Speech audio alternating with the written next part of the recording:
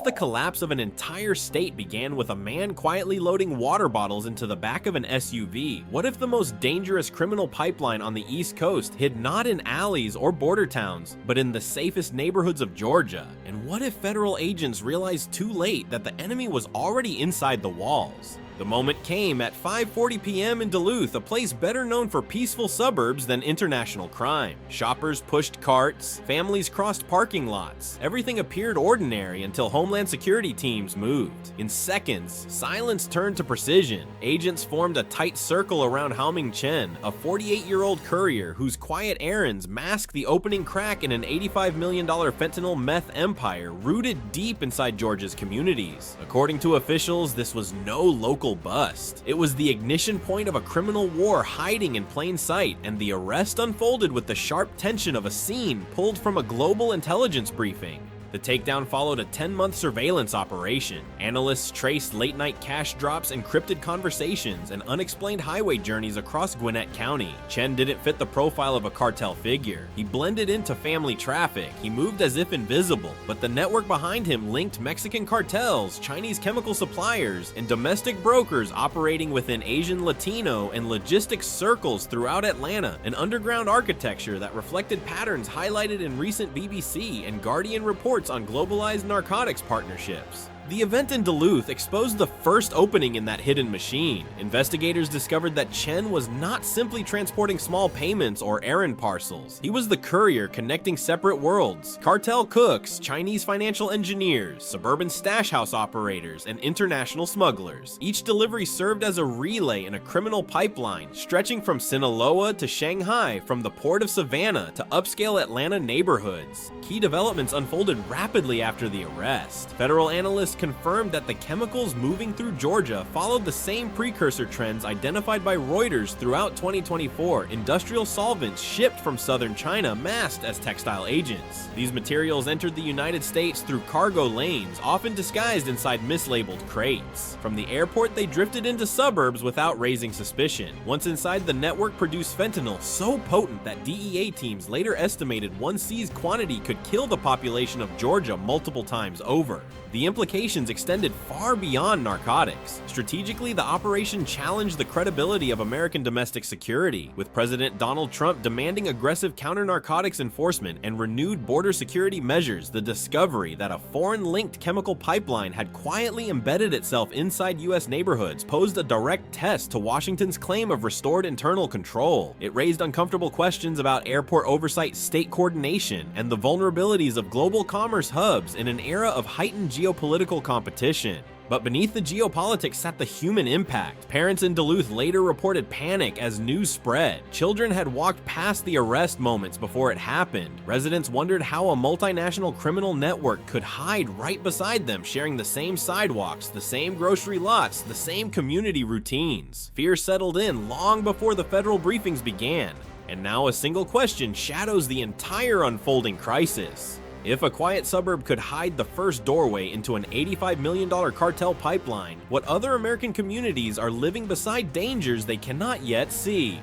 How many lives were changed inside homes that were never meant to hold secrets like these? How many families drove past million-dollar properties unaware that behind brick facades and manicured lawns, entire drug factories were running day and night? In the days following the Duluth arrest, agents swept into Johns Creek, Alpharetta, and Gwinnett areas ranked among the safest communities in the Southeast. What they found inside those homes stunned even veteran teams. According to federal briefings and patterns consistent with DEA case files reported by Reuters and The Guardian, these were not makeshift operations. They were industrial-grade fentanyl and methamphetamine production centers disguised as ordinary suburban life. Living rooms were stripped to the studs and rebuilt into chemical workstations, bedrooms redesigned into drying chambers, basements padded in insulation to trap heat and silence machinery, stainless steel tables lined the floors like assembly lines, powerful ventilation rigs hummed behind sealed doors, quiet enough to avoid suspicion, yet strong enough to process thousands of doses a day. Neighbors thought the constant noise was malfunctioning air conditioning. In reality, it was the sound of synthetic poison being manufactured with ruthless efficiency. Federal teams later described the sites as death labs. That label was no exaggeration. When investigators raided one Johns Creek property, they found raw fentanyl quantities capable of killing every resident of Georgia multiple times. Janes and DW defense analysts have noted similar patterns in Europe, where high-purity synthetic drug labs migrated from rural outskirts into cities exploiting residential anonymity. Georgia was now experiencing the same shift criminal engineering hidden inside American comfort. Key developments from these discoveries reshaped the investigation. Surveillance data confirmed that precursor chemicals came through Hartsfield-Jackson Airport concealed inside industrial shipments. Once delivered, they vanished into residential storage units and high-value homes purchased through shell companies. Cash moved the same way small transfers through local brokers tied to Chinese underground banking networks. The suburban labs were not isolated crimes. They were nodes in a statewide machine. Strategically, these findings triggered alarm inside Washington, with President Donald Trump emphasizing national security and interior enforcement as core pillars of his administration. The presence of highly advanced drug labs inside safe suburban neighborhoods struck at the heart of America's domestic security narrative. The situation cast a harsh spotlight on vulnerabilities within Homeland Policing supply chain screening and state-level intelligence coordination. It also signaled that cartel networks were adapting faster than traditional U.S. enforcement models, a concern echoed in multiple BBC and Al Jazeera analyses on modern transnational crime. The human impact was immediate. Families living next door expressed shock and fear. Parents wondered how their children could ride bikes or walk dogs past homes storing lethal chemicals without anyone knowing. Teachers reported growing anxiety among students. Suburban Georgia, long a symbol of stability and upward mobility, was suddenly a front line in a silent conflict most residents never imagined touching their lives. And now an unsettling question hangs over the state. If the safest neighborhoods can hide industrial drug factories, what does safe even mean anymore? And how far has this network already spread beyond Georgia's borders? What happens when an entire state wakes up to the sound of armored trucks rolling into quiet cul-de-sacs? What does it mean when the front line of America's drug war shifts from distant borders to the driveways of middle-class families? At 3:14 a.m. on September 18th, Georgia found out. The order for a full-scale multi-agency surge flashed across federal command screens. DEA, FBI, ICE, ATF, GBI all synchronized in the largest coordinated law enforcement strike in state history. Digital maps lit up with nearly 140 targets, labs, broker houses, cash depots, shell company offices, fortified stash sites stretching from Atlanta to Savannah. What began with a single arrest in Duluth had escalated into a statewide reckoning.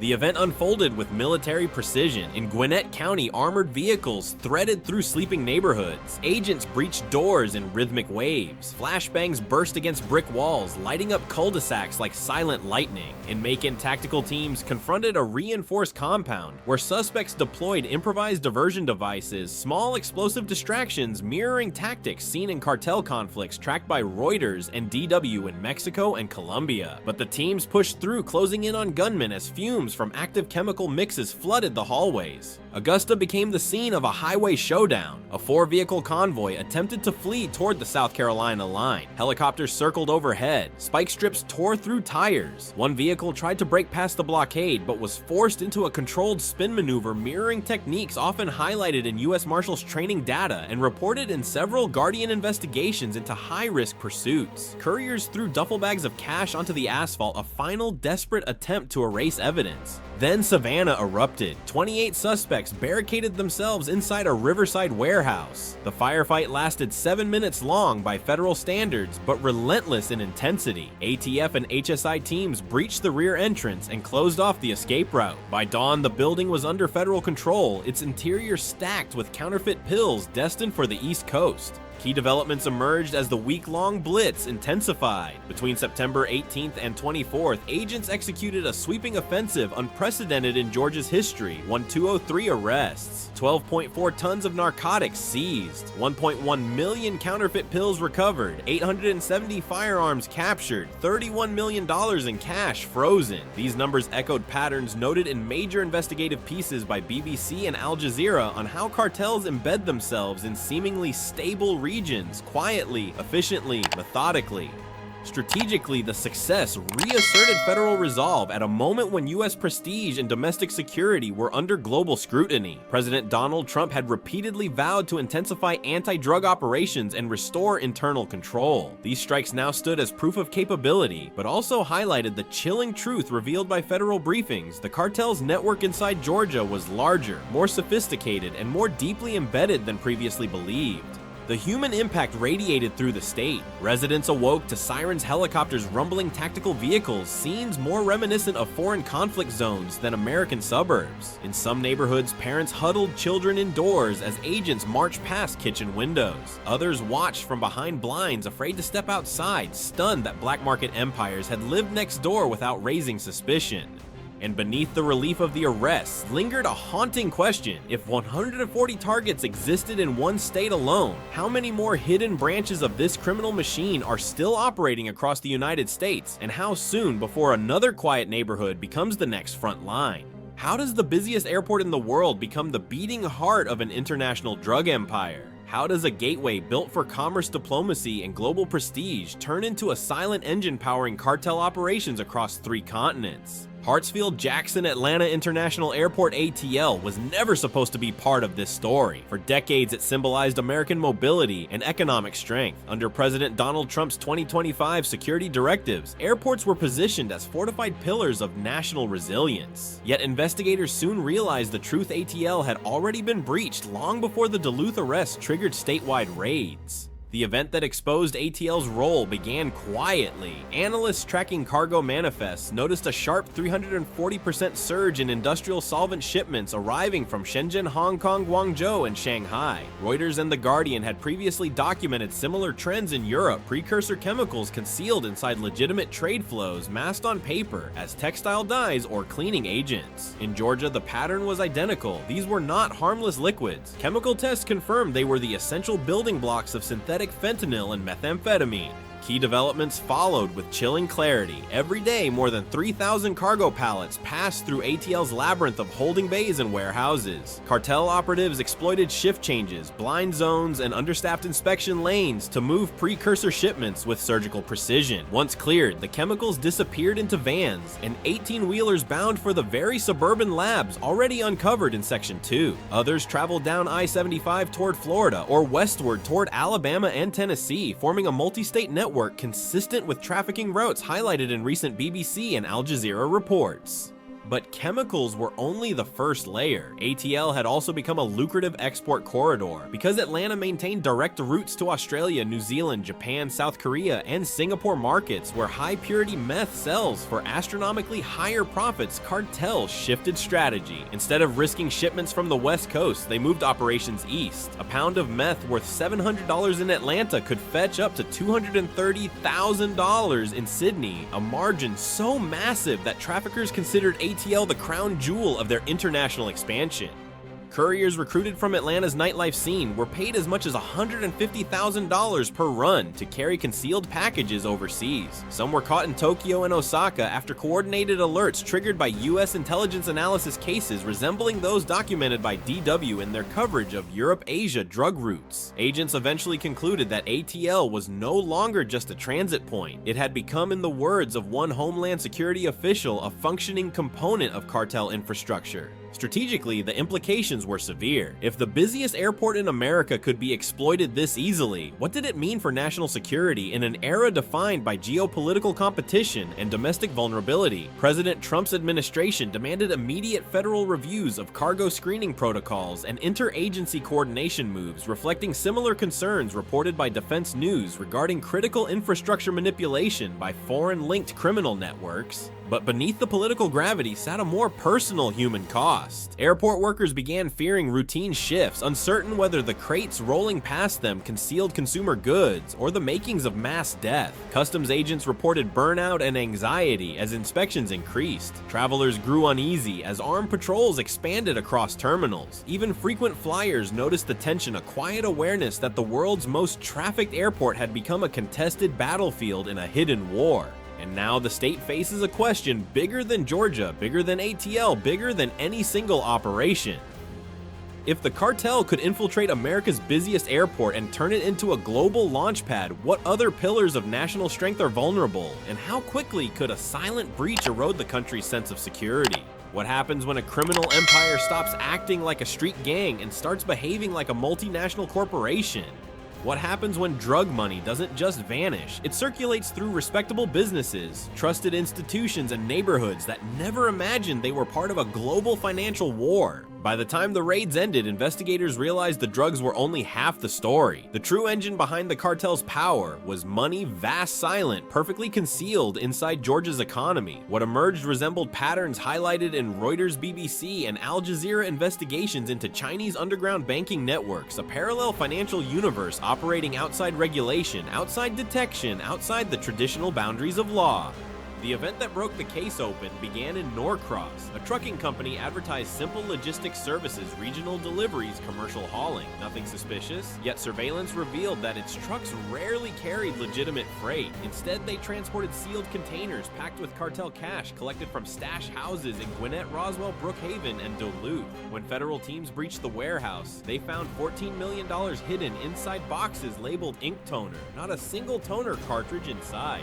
Key developments came rapidly after that breakthrough. Investigators traced laundering routes into nail salons, massage parlors, karaoke bars, and small retail operations across Duluth, Chamblee, and Midtown Atlanta businesses that handled large amounts of daily cash. Financial audits revealed impossible revenue patterns, low customer traffic, high nightly deposits, identical payment cycles, matching cartel activity. These findings aligned with trends The Guardian recently highlighted in its reports on organized crime using hospitality and personal service industries as cash cleansing fronts.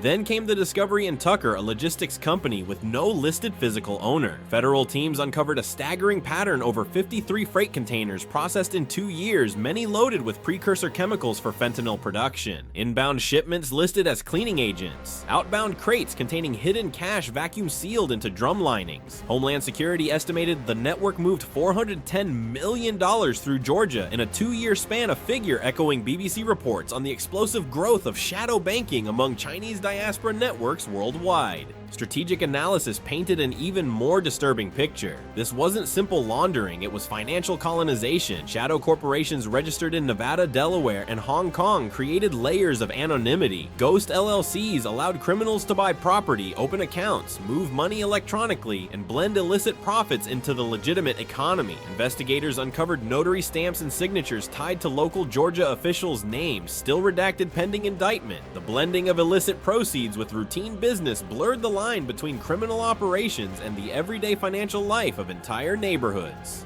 Under President Donald Trump's 2025 mandate for aggressive financial surveillance and foreign network crackdowns, federal agencies shifted focus toward the growing threat of non-state financial actors tied to hostile or unregulated overseas systems. Analysts warned that China-linked shadow banking operations, while not directly state-run, created vulnerabilities that adversarial nations could exploit, undercutting American economic security from within. Reports from DW and Defense News echoed the same concern: global criminal finance increasingly overlaps with geopolitical competition. But statistics cannot capture the human impact. Communities changed in ways residents never expected. Once thriving small businesses became ghost zones. Owners kept doors locked, even during business hours, terrified that federal raids or cartel retaliation might come without warning. Immigrant families feared speaking to investigators, worried their livelihoods or legal status were at risk. Young people were caught in the crossfire, recruited with promises of quick cash to deliver envelopes, drive short distances, or clean inventory tasks that seemed harmless until they were confronted with federal warrants or armed agents. Overdose deaths surged. Families buried teenagers. Counselors reported trauma in schools as students disappeared into trafficking pipelines or returned carrying scars they refused to explain. Neighborhoods once defined by stability now lived in a quiet, suffocating paranoia. And now Georgia confronts a final unsettling question. If a $410 million laundering empire could grow inside ordinary businesses and trusted communities, how many more invisible networks are reshaping American life? And how long before they undermine the nation's sense of safety and sovereignty? How many communities must fall silent before a nation realizes the war has moved to its doorstep? How many families must lose children before Americans understand that the most dangerous threats no longer come from distant borders, but from the house across the street, the shop around the corner, the airport down the highway? When the last raid ended and the final warehouse lights dimmed, Georgia confronted a new reality. Yes, federal agents had seized weapons chemicals, cash, and suspects. Yes, President Donald Trump praised the operation as proof that the United States would no longer tolerate foreign-linked criminal infiltration. But for countless Georgia families, the damage was already done. The empire exposed over that week had carved itself into the state's social fabric, leaving scars that would not fade with press conferences or political declarations. The event that revealed this human fallout didn't occur in a raid. It unfolded in ordinary places: school hallways, parking lots, small businesses, and neighborhoods that once felt immune to the world's darker currents. Parents in Duluth and Chamblee began locking doors earlier. Shops in Norcross installed security gates. Residents in Clarkston and East Atlanta reported entire blocks going quiet after dark, not because of traditional gang violence, but because no one knew who might still be connected to the network that had operated next door. Key developments across the state painted a grim portrait. Georgia's overdose deaths surged past 2,900 in a single year, reflecting national trends tracked by Reuters and BBC in their reporting on the expanding fentanyl crisis. Funeral homes in Macon and Augusta described an unprecedented rise in teen services. Teachers reported students disappearing for weeks after being pulled into courier work, then returning withdrawn, paranoid, or traumatized. Social media accounts tied to foreign operatives lured children with images of cash stacks, expensive sneakers, and rented luxury cars mirroring recruitment tactics documented by The Guardian in its coverage of cartel grooming networks in Europe and Latin America.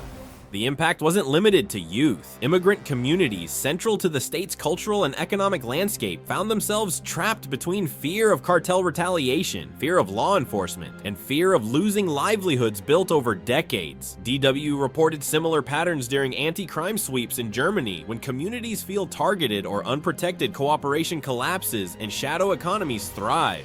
Strategic analysis from federal briefings made something clear: the destruction left behind was not incidental, it was structural. The cartel had embedded itself into schools, airports, logistics hubs, retail corridors, shipping lanes, and homeowner associations. It had exploited America's freedoms: freedom of movement, freedom to open businesses, freedom to live without state surveillance. And in doing so, it challenged the balance between liberty and national security in a way the United States has rarely faced internally.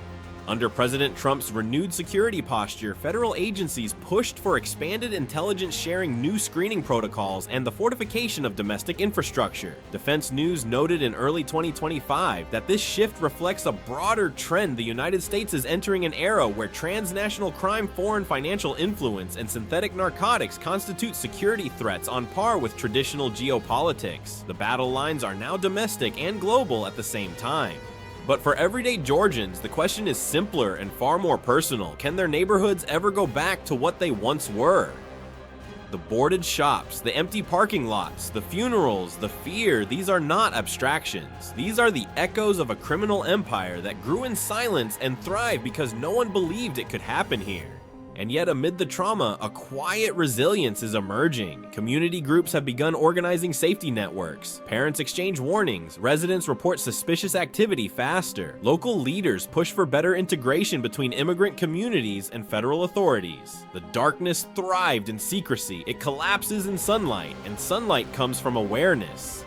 As Georgia rebuilds, a final question looms over the state and over the country. If this network rose in silence once, what will stop the next one, unless Americans choose to pay attention now? If this story matters, if awareness protects even one more family, let this message travel further than the networks that tried to hide here. Like, comment, stay informed, and stay vigilant. Georgia's crime crisis did not erupt overnight. It grew quietly inside the routines of everyday life, hidden in suburban homes, small businesses, and the world's busiest airport. What began with a single arrest in Duluth unraveled into a revelation: an $85 million fentanyl meth pipeline built by Mexican cartels and Chinese financial networks had embedded itself across the state. Suburban mansions served as industrial drug labs. Nail salons and trucking firms laundered millions. Hartsfield-Jackson Airport became a global launchpad for chemicals and exports, and communities from Johns Creek to Augusta paid the price. Federal raids brought historic arrests, seizures, and momentary relief, but the human impact remained rising. Overdoses frightened families, disappearing. Teenagers shuttered shops, divided neighborhoods, and immigrant communities terrified to speak. Analysts from Reuters, BBC, DW, and other global outlets warned that such networks represent a new kind of threat, one that blends transnational crime with geopolitical vulnerabilities. Under President Donald Trump's 2025 security doctrine, the United States now confronts a pressing question. If this network flourished in silence, once what stops the next one from taking root in another unsuspecting American